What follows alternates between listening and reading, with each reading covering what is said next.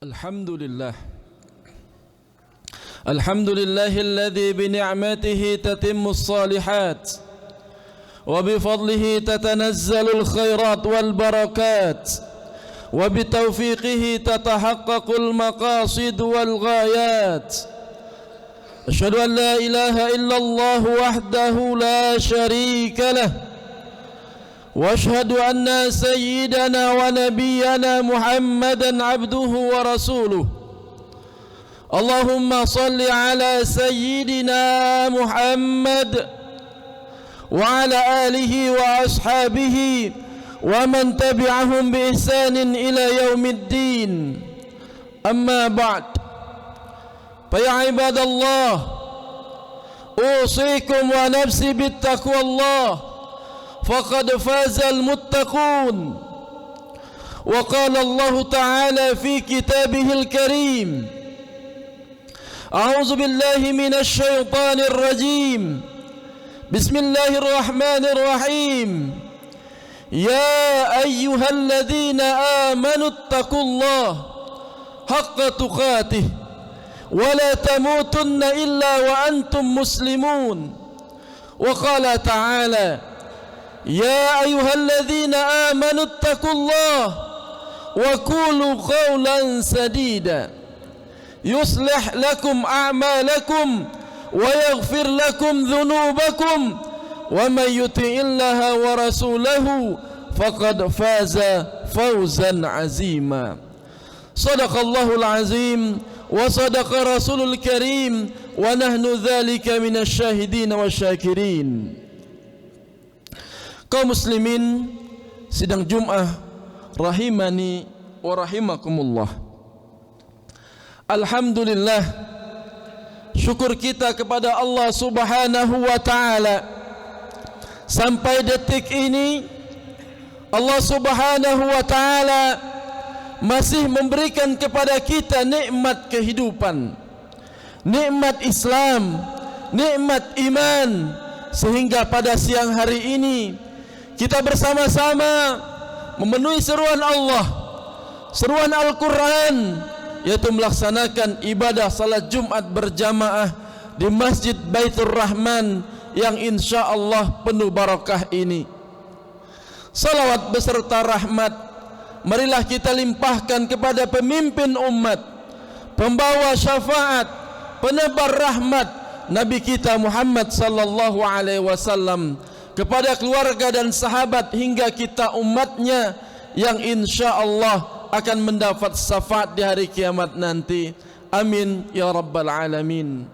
Selanjutnya, khatib mengingatkan kami pribadi dan kita semua untuk senantiasa meningkatkan keimanan dan ketakwaan kita kepada Allah Subhanahu wa ta'ala. Takwa kalau tidak penting tidak akan diingatkan oleh khatib setiap pekan. Bahkan dalam riwayat Rasulullah sallallahu alaihi wasallam dalam setiap majlis taklimnya tidak lupa mengingatkan umat untuk senantiasa meningkatkan keimanan dan ketakwaan kepada Allah Subhanahu wa taala. Kaum muslimin sidang Jumat rahimakumullah. Alhamdulillah, hari ini kita sudah tiba atau sampai kepada hari yang ke-7 di bulan Syawal.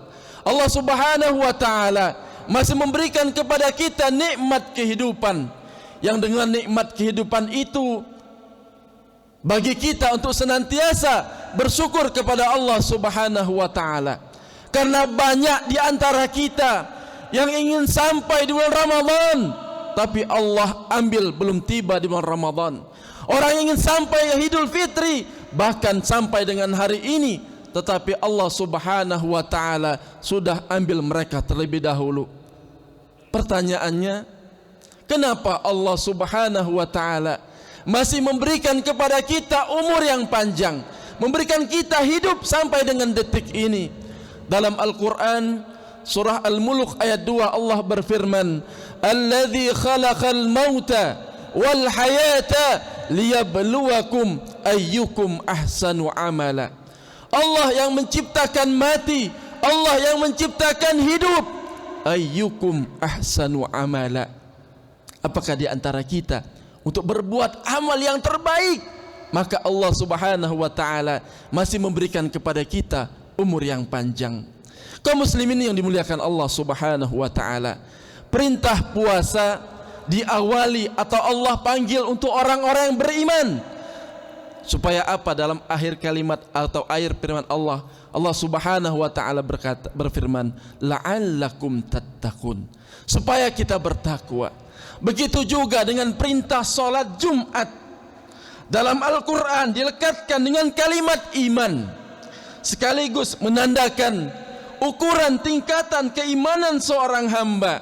Sebagaimana Allah Subhanahu wa taala berfirman dalam surat ke-62 surah Al-Jumu'ah ayat ke-9 yang berbunyi, ya ayyuhalladzina amanu idza nudiya lis-salati min yaumil jum'ah. Hai sekalian orang-orang yang beriman. Panggilan ini kepada semua orang yang merasa beriman tanpa terkecuali. Panggilannya menggunakan awal kalimatnya alladzina, disebutkan sebanyak 1080 kali dalam Al-Quran, menunjuk kepada objek tanpa batas. Besarkah, mudahkah, tuakah, sepanjang dia punya iman, diawali dengan kalimat ayyuha.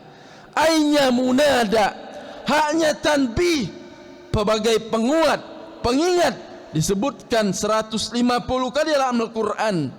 Seakan-akan Allah Subhanahu wa ta'ala ingin mengatakan, hai orang-orang yang beriman, tanpa kecuali aku ingatkan kalian semua, idza nudiya lis-salati min yaumil jum'ah, jika sudah ada panggilan untuk menunaikan salat Jumat, maka responnya bersegera, bergegas untuk mengingat Allah Subhanahu wa ta'ala. Rumusnya dalam tafsir mengatakan, jika ada informasi dalam Al-Quran, apakah itu berupa perintah atau berupa larangan atau sekedar informasi saja, namun dibuka dengan kalimat iman, maka informasi yang disampaikan sekaligus menjadi ukuran tingkatan keimanan seorang hamba. Banyak di antara kita, ketika Allah panggil, ya ayyuhalladzina amanu kutiba alaikumusiyam, masih banyak di antara kita yang tidak melakukan perintah itu. Ketika Allah berfirman, ya ayyuhalladzina amanu idza nudiya lis-salati min yaumil jum'ah, panggilan salat Jumat, Allah perintahkan panggil untuk orang-orang yang beriman, kadang belum tergerak. Kalau kita sebagai pedagang, banyak orang yang sedang belanja, ketika salat Jumat datang, waktunya tiba, kita masih takut kehilangan pelanggan kita. Kita seorang pekerja, seorang karyawan, takut dengan atasan. Kalau atasan belum berangkat, kita pun belum berangkat. Mengaku hamba Allah, tapi kita tidak menyebut, tidak meyakini bahwa kita hamba Allah Subhanahu wa ta'ala. Kaum muslimin sidang Jumat rahimakumullah, salat perintahnya dibuka dengan kalimat iman. Quran surah Al-Baqarah ayat ketiga, alladzina yu'minuna bil ghaib wa yuqimuna shalah. Sebelum dilakukan salat dibuka dengan iman, maka salat menunjukkan tingkat keimanan seorang hamba. Semakin semangat salatnya, semakin menunjukkan imannya kuat. Semakin malas, berkurang kuantitas salatnya, semakin menunjukkan imannya lemah.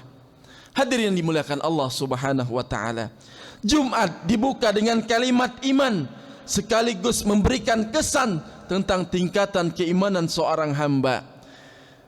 Imam Hasan Al-Banna menasihatkan kepada kita, idza sami'tan nida, apabila engkau mendengar panggilan azan, fasrahu ila salah, maka bersegeralah untuk salat, mahma kanatiz zurub, apapun keadaan kita saat itu. Al-Quran juga menyebutkan yang tadi saya bacakan, idza nudiya lis-salati min yaumil jum'ah, apabila engkau diseru untuk melaksanakan ibadah pada hari Jumat, fas'au, bersegeralah ila dzikrillah, untuk mengingat Allah Subhanahu wa ta'ala. Kaum muslimin sidang Jumat rahimakumullah, alhamdulillah, dari sekian Jumat yang telah kita tunaikan sampai detik ini, kita masih diakui beriman kepada Allah Subhanahu wa taala. Sampai detik ini kita masih dipanggil oleh Allah Subhanahu wa taala, karena tidak setiap hamba yang tinggal di muka bumi ini bisa mendapatkan panggilan iman dari sisi Allah Subhanahu wa taala. Kaum muslimin dimuliakan Allah, dari sekian Jumat yang telah kita tunaikan yang mempertaruhkan keimanan kita di hadapan Allah Subhanahu wa taala, berapa Jumatkah yang telah berhasil kita lalui dalam pandangan Allah Subhanahu wa taala? Dalam catatan sederhana khatib, jika seorang baligh yang berumur 20 tahun setidaknya telah melaksanakan ibadah Jumat sebanyak 650 kali dalam hidupnya. Jika saat ini berusia 30 tahun, setidaknya dia telah menunaikan ibadah salat Jumat sebanyak 1150 kali dalam hidupnya. Jika ia berusia 40 tahun, setidaknya dia telah menunaikan Jumat 1650 kali. Begitulah seterusnya. Bahkan dari sekian ratus ribuan Jumat yang telah kita tunaikan, pertanyaannya, berhasilkah kita pada Jumat tersebut yang telah kita tunaikan itu? Benarkah Jumat yang telah kita tunaikan itu dalam pandangan Allah Subhanahu wa taala? Maka perhatikanlah satu kalimat singkat yang menjadi ukuran keberhasilan Jumat kita dalam pandangan Al-Quran. Fas'au ila zikrillah, fas'au ila zikrillah. Jumat yang benar itu, kata Allah, bukan Jumat yang datang hanya sekedar formalitas, datang hanya sekedar untuk duduk mendengarkan khutbah, kadang mengantuk, bahkan ada yang tertidur lantas pulang begitu saja. Bukan itu yang diinginkan, kata Al-Quran. Bukan Jumat itu yang kata Allah yang didambakan. Fas'au ila zikrillah. Sekian pekan kita menunaikan Jumat, ratusan bahkan ribuan Jumat kita tunaikan. Tujuan utamanya adalah zikrullah. Zikrullah, zikrullah, mengingat Allah Subhanahu wa taala. Hadirin sidang Jumat rahimakumullah. Kalimat zikir dalam Al-Quran setidaknya ketika diungkapkan oleh Allah Subhanahu wa taala secara umum minimal ada dua makna utama. Yang pertama, zikir adalah keadaan yang mampu mengingatkan kita kepada Allah Subhanahu wa taala, yang dengan ingat itu terdorong kita untuk meningkatkan ibadah kita kepada Allah Subhanahu wa taala. Karena itu segala jenis ibadah dalam Al-Quran dinamakan dengan zikir. Kita menunaikan salat, salat kita disebut zikir oleh Al-Quran. Quran surat ke-20 disebutkan dalam surat Toha, innani anallah la ilaha illallah la ilaha illa ana fa'budni wa aqimis salata li zikri. Sungguh akulah Allah, Tuhan yang paling hak, tidak ada Tuhan yang layak dipertuhankan dan disembah selain aku, kata Allah. Maka sembahlah aku. Bagaimana caranya ya Allah? Tunaikan salat, wa aqimis salah li dzikri, untuk mengingatku, kata Allah Subhanahu wa taala. Kaum muslimin yang dimuliakan Allah Subhanahu wa taala, alhamdulillah saat hari ini kita sudah sampai hari ke-7 di bulan Syawal.